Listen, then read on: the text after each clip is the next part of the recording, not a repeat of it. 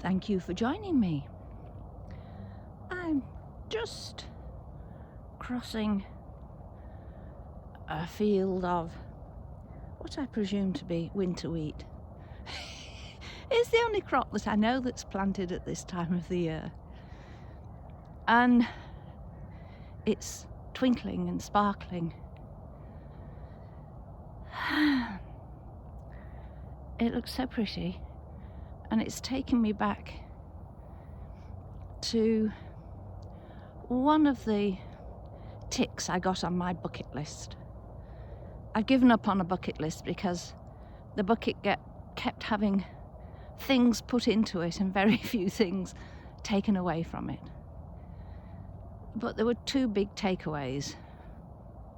One was a visit to Angkor Wat in Cambodia, a place that had fascinated me for years. And oh, how brilliant it was to actually get there. And the other was Iceland, another fascination of mine. And it didn't let me down. Not only did I have one foot on one tectonic plate and another on another, satisfying the geographer and geologist in me, but also there were some amazing experiences. And I'm transferring this image of a frosty field to one of a field of snow. A field of snow that I went across on a sled. And it really was an amazing experience. We arrived at the place that had the dogs and the sleds, and we were given these huge great zoot suits that we put on top of all the clothing layers we already had on. Movement became difficult, but warmth was everything. I seem to remember they were bright orange.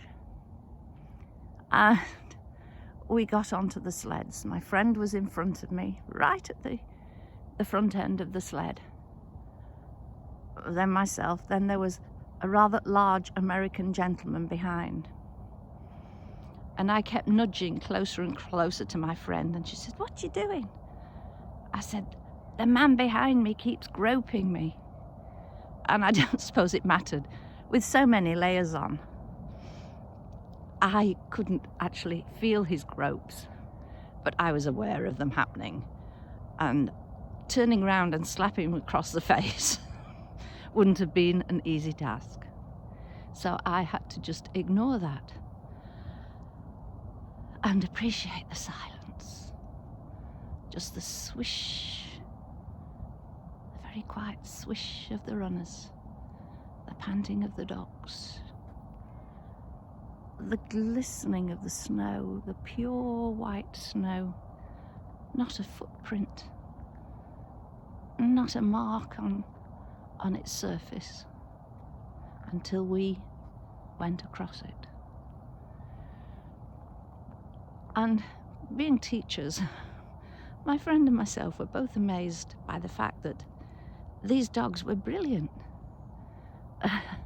As they tore along, they were able to, without stopping, they were able to relieve themselves in both possible ways.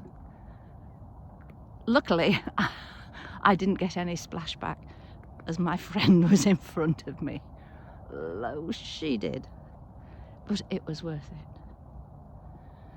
So in my imagination, I'm swishing across the snow. I've left the American back in the hut, swishing and relaxing in the silence and the beauty of nature.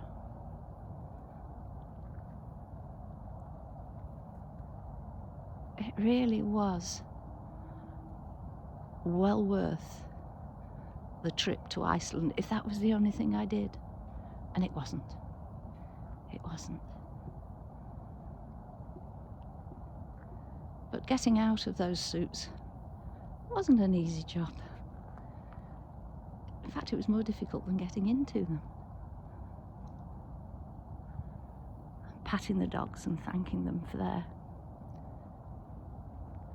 their ride. If you get the chance, give it a go.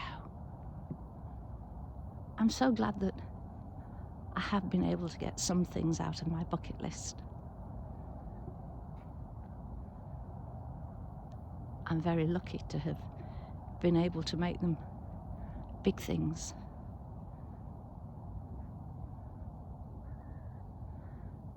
So I shall leave you in peace, as in my imagination